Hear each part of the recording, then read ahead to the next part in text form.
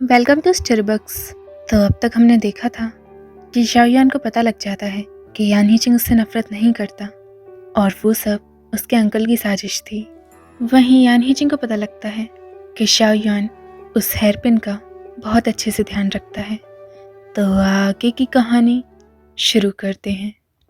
कुछ दिन बाद लिंगशेंगलिंग की शादी की तैयारियां काफ़ी ज़ोरों शोरों से चल रही थीं। शाओयान यान हीचिंग से कहता है, शादी का सारा सामान आ चुका है ब्रदयान, चलो देख कर आते हैं। और वो दोनों उन सामानों के पास पहुंचते हैं।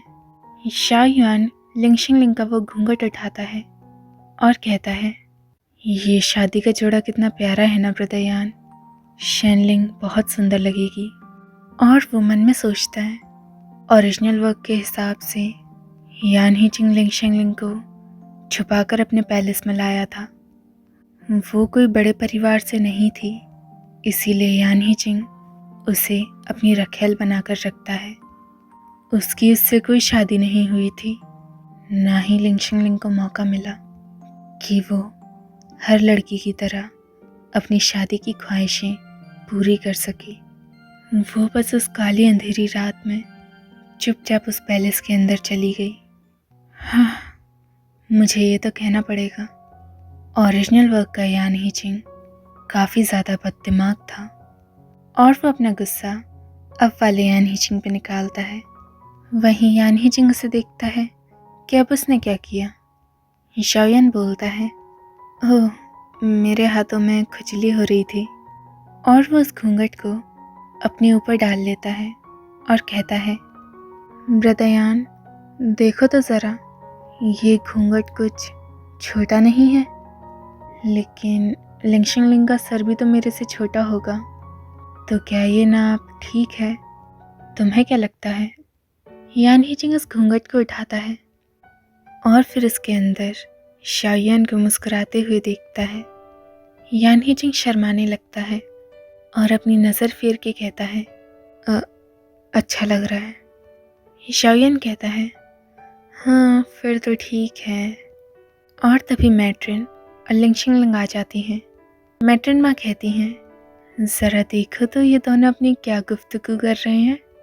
शाओयान कहता है, मैट्रिन माँ, हमारे बीच ऐसा। तभी मैट्रिन बोलती हैं, चलो अब दुल्हन को तैयार होना है, तुम दोनों अपना रोमांस बाहर जाके करो। और फिर कुछ देर बाद उन दोनों की शादी की रस्में चालू होने लगती हैं और रस्में पूरी होने के बाद उनकी शादी हो जाती है। वहीं दावत में शाओयान काफ़ी ज़्यादा पी रहा होता है, तो यान हीचिंग कहता है, तुमने बहुत पी ली है। शाओयान बोलता है, हाँ चिंता मत करो, मुझे बस योंगनिन की शादी याद आ गई। और वो याद करता है जहाँ पर योंगनिन और शॉपिंग यांग की शादी हो चुकी थी। और शॉपिंग यांग कहती है, निंगेर और मैंने पहाड़ों पर बसने की सोचा है, एक बार हमारी शादी हो जाए फिर हम वहीं एकांत में रहेंगे। शाओयान कहता है, मैं तुम दोनों के फैसले की इज्जत करता हूँ, अगर कभी भी तुम्हारा मन करे तो अपने बड़े भाई से मिलने आ जाना, ठीक है?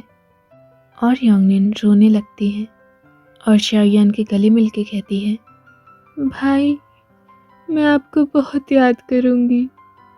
और ऐसे ही कुछ वक्त बाद शॉपिंग यांग बोलती है, ठीक है, तो मैं और निंगेर अब बाकी मेहमानों से मिलने जाते हैं, तब तक भाई आप खाना खा लीजिए और आपको कोई भी ज़रूरत पड़े तो फिर आवाज़ लगा देना।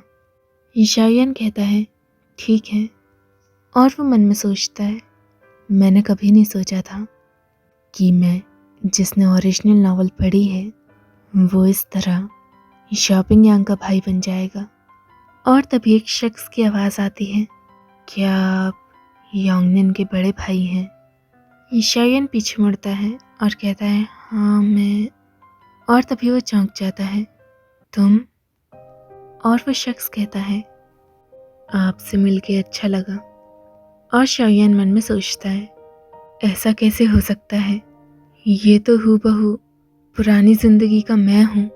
यानी कि वो शख्स पिछली जिंदगी के शाओयान का हमशक्ल था।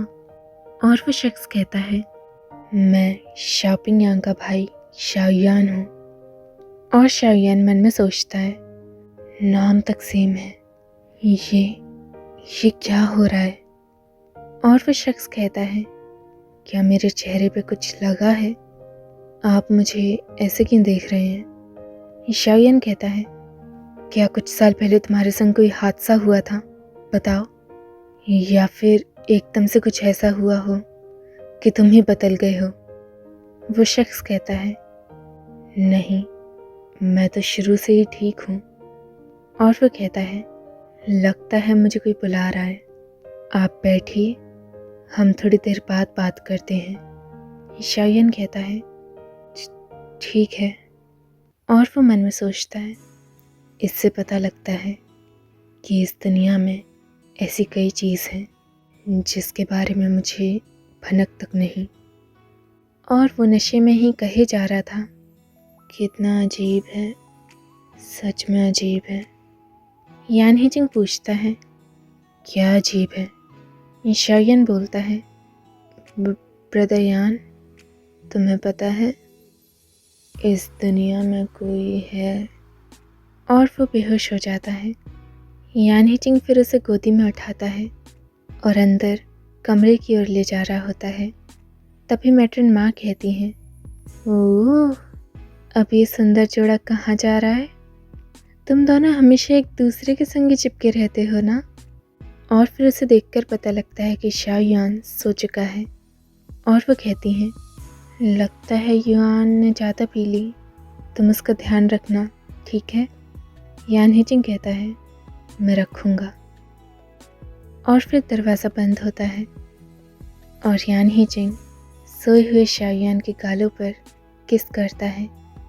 फिर रात को मैट्रन माँ जा रही होती हैं, तभी किसी की आवाज़ आती है, मैट्रन, रुकिए। मैट्रन माँ देखती हैं, क्या आपने इस इंसान को कहीं देखा है? और हमारा चैप्टर एंड होता है। अगली सुबह शाओयान और यान हिजिंग घर से बाहर निकलते हैं और वो देखते हैं कि कई सारे लोग यहाँ पर आए हुए हैं। शाओयान कहता है, ब्रदर यान, यहाँ कुछ ज़्यादा लोग नहीं आए? चलिए इनकी बात सुनते हैं। यान हिजिंग कहता है, बात सुनते हैं। और जैसे ही वो पास में जाते हैं, मैट्रन माँ चिल्लाती हैं, युआन, इसे भगा कर ले जाओ, ये मैट्रन इन गुंडों को रोक के रखेगी। जाओ युआन, जाओ। शाओयान यान हिजिंग की ओर देखता है और कहता है, क्या कुछ गड़बड़ है? और तभी वो शख्स घुटनों पर आ जाता है और चिल्लाता है, योर मैजेस्टी, मैं बहुत खुश हूँ कि मैंने आपको ढूंढ लिया। ये सुनकर गांव के बाकी लोग चौंक जाते हैं। यान हिजिंग कहता है, चैन वाइस जनरल? वो वाइस जनरल कहता है, योर मैजेस्टी, हम काफ़ी मुश्किल में हैं, हमारे सिपाही काफ़ी घायल हो चुके हैं और ऊपर से ये भी नहीं पता था कि आप कहाँ हैं। हमें तो लग रहा था कि हम हार ही जाएंगे, लेकिन योर मैजेस्टी, अगर ऐसे ही चलता रहा तो हमें अपनी सेना वापस भेजनी होगी। यान हिजिंग काफ़ी सीरियस हो जाता है और वाइस जनरल को उठाते हुए कहता है, मैं समझ गया, अंदर चल के बात करते हैं। शाओयान मन में सोचता है, क्या ये अब जा रहा है? और तभी यान हिजिंग उसकी ओर देखता है। दोनों की आंखें मिलती हैं। फिर शाओयान कहता है, वो मैं जानता ही था, कभी ना कभी तो ये वक्त आना ही था ना। जंग में इन्हें अपनी नायक की ज़रूरत है, तो फिर तुम्हारा जाना लाजमी है। लेकिन हाँ, अपनी चोट का ध्यान रखना। मैं चिकित्सालय जाता हूँ ताकि कुछ दवाइयाँ तुम्हारे लिए ला सकूँ, उन्हें तुम अपने साथ ले जाना। और वो जा रहा होता है, तभी यान हिजिंग कहता है, शाओयान। शाओयान बोलता है, क्या हुआ? यान हिजिंग कहता है, आज रात जल्दी आना, मुझे तुमसे कुछ कहना है। शाओयान बोलता है, हाँ, ठीक है। और वो जाते हुए मन में सोचता है, यान ही जिंग वापस जा रहा है, ये तो एक अच्छी बात है ना। तो मुझे इतना अजीब सा क्यों लग रहा है। वहीं मैट्रन माँ उसे जाते हुए देखती हैं और मन में सोचती हैं, ये बेवकूफ़ लड़का, मिस्टर यान जा रहे हैं तो ये उन्हें रोकने की कोशिश क्यों नहीं करता। इससे कुछ नहीं होता, इसे बस अकेले रहना आता है। भगवान, कुछ तो भला करो इसका। और जैसे ही शाओयान चिकित्सालय के पास पहुंचता है, उसे चिल्लाने की आवाज़ आती है, तुम किस लिए जा रहे हो? तुम्हारी अभी शेनलिंग के साथ शादी हुई है और वहाँ जाकर तुम्हें अभी से मरना है क्या? ज़ांग बिशु चिल्लाता है, तो आप क्या चाहते हैं, मैं किसी बूढ़े आदमी को वहाँ जंग में जाने दूँ? शाओयान अंदर आता है और अपने मास्टर के पास जाकर पूछता है, मास्टर शांत हो जाइए, कौन जंग में जा रहा है? मास्टर कहते हैं, जब मैं इन सब के बारे में पढ़ा करता था तो मुझे सिखाने वाला इंसान साउदर्न यान आर्मी से था। वो वहाँ का डॉक्टर है।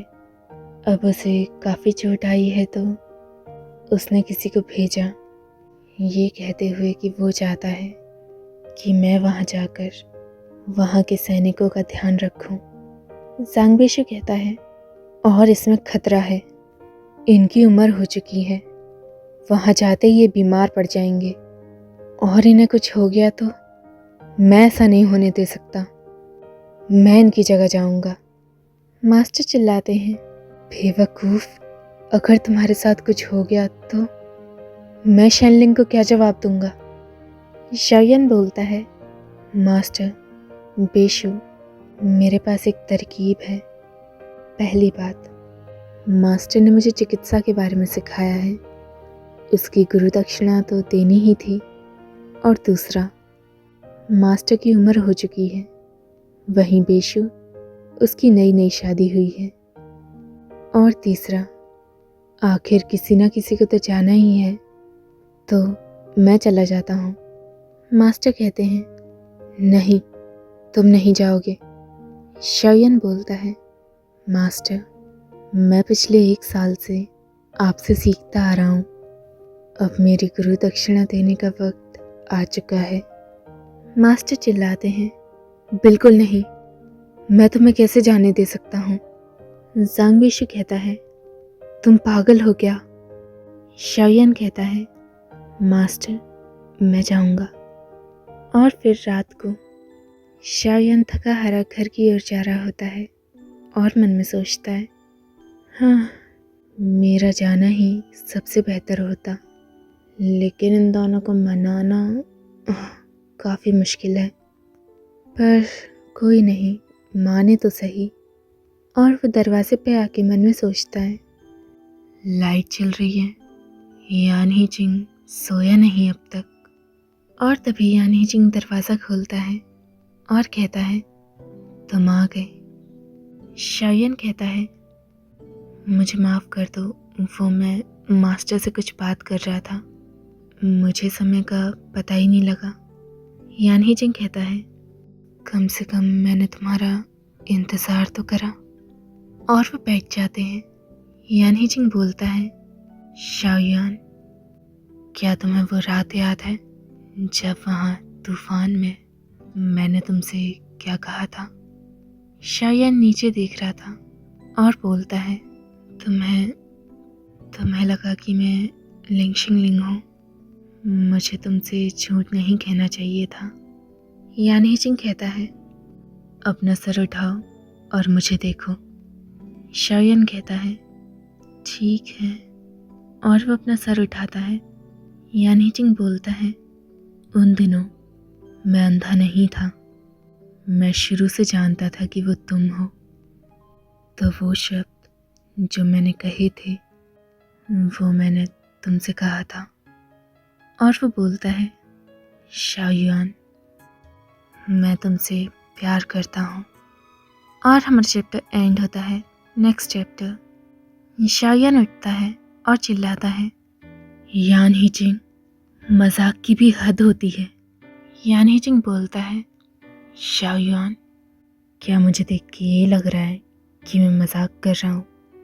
शाओयुआन बोलता है, ब्रदर यान, मैं जानता हूँ पहाड़ों पर जो कुछ भी हुआ था उसमें मेरी गलती थी, लेकिन अगर आप यही सब कहते रहेंगे तो आपकी इज्जत।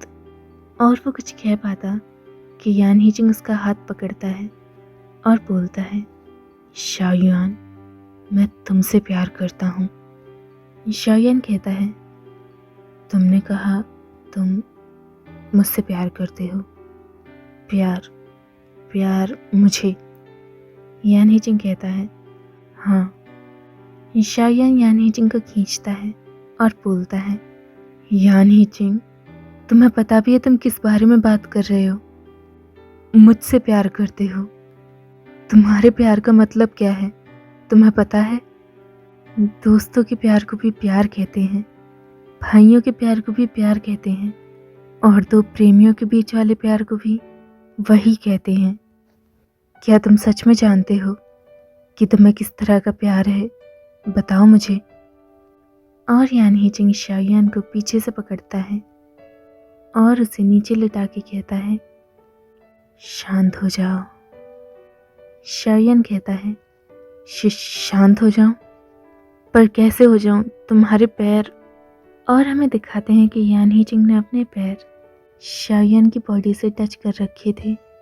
और शाओयुआन कहता है, "औ- और तुम्हारे हाथ, ऐसा मत करो। और यान हीजिंग शाओयुआन की ओर देखता है और बोलता है, शाओयुआन, ध्यान से सुनो, मैं तुमसे प्यार करता हूँ। ये उस तरह का प्यार है जहाँ मैं तुम्हें बेड से बांध देना चाहता हूँ ताकि मेरे सिवाय कोई भी तुम्हें ना देख सके, और पूरी रात तुम्हें गले से लगाना चाहता हूँ। तुम्हें इतना प्यार देना चाहता हूँ कि तुम बर्दाश्त न कर पाओ। तुम्हारी उंगलियां बिस्तर को कसते हुए सिर्फ मेरा नाम पुकार रही हों। मैं ये सब चाहता हूँ। शाओयुआन, तुम बताओ, क्या तुम मेरा प्यार समझे? शाओयुआन ब्लश कर रहा होता है और अपनी नजरें फेर के कहता है, समझा। यान हीजिंग से पकड़ता है और कहता है, तो बताओ फिर, मैं तुम्हें किस तरह से चाहता हूँ? शाओयुआन कहता है, मैं समझ गया, लेकिन पहले मेरे से हटो। यान हीजिंग नहीं हटता और बोलता है, क्या ये दोस्तों के बीच वाला प्यार है या प्रेमियों के? शाओयुआन कहता है, तुम। और यान हीजिंग से पिंच करता है, क्या तुम्हें समझ नहीं आया? बताओ मुझे। शाओयुआन कहता है, मैं बोल रहा हूँ, पहले अपने हाथ हटाओ। ये उस तरह का प्यार है। और वह अपना मुंह छुपाते हुए कहता है, ये दो प्रेमियों के बीच वाला प्यार है। यान हीजिंग कहता है, क्या तुम्हें समझ आई है ढंग से सोचने के लिए? शाओयुआन कहता है, हाँ। और वो मन में सोचता है, ओरिजिनल नॉवल में यान हीजिंग ने अपनी बीवियों का एक हारिम बना दिया था। वो एक स्ट्रेट गाय था, तो एकदम से उसे लड़के कैसे पसंद आ गए, और जिसे वो पसंद करता है वो मैं हूँ। हाँ, तो लगता है मुझे यान हीजिंग को ओरिजिनल वर्क के हिसाब से देखना बंद करना होगा। यानी कि जो भी चीज़ें इसने मेरे लिए करी थी वो केवल एक इत्तेफाक नहीं था। अपनी माँ की मुझे आखिरी निशानी देना, उस वक्त अकेले मुझसे मिलने आना, और उसके बाद इतनी ज़रूरी निशानी तोड़ देना, वो सब मेरे लिए था। और वो पहाड़ों के दिन, वो जितने भी एहसास थे, वो सब सच थे। और तभी यान हीजिंग कहता है, मैं कल आर्मी कैंप चला जाऊंगा। शाओयुआन उठता है, कल चले जाओगे? यान हीजिंग बोलता है, तो फिर तुम्हें जितना समय लेना है लो, आराम से सोचो। इतनी जल्दी मुझे जवाब देने की ज़रूरत नहीं। जब तक मैं ईस्टर्न वू को हरा के नहीं आता तब तक मेरा इंतज़ार करो। मैं वापस आके तुमसे तुम्हारा जवाब सुनना चाहूँगा। शायन बोलता है, हाँ ब्रदर यान, मुझे अच्छा लगा कि आप मेरे बारे में इतना सोच रहे हैं, लेकिन यान हीचिंग कहता है, लेकिन शायन बोलता है, मास्टर की जगह अब मुझे जाना होगा सादनयान आर्मी कैंप में, ताकि एक डॉक्टर होने के नाते मैं उन सब का इलाज कर सकूं। यानी कि आपको मुझे कल अपने साथ ले जाना होगा। और यान हीजिंग शाओयान की ओर आता है। शाओयान चिल्लाता है, ब्रदर यान पास मत आओ। तुमने कहा था कि तुम मुझे सोचने का वक्त दोगे। और इसी के साथ हमारा चैप्टर ख़त्म होता है। आप बताना आपको यान हीजिंग का कन्फेशन कैसा लगा, और आगे जानने के लिए देखते रहिए स्टोरी बॉक्स।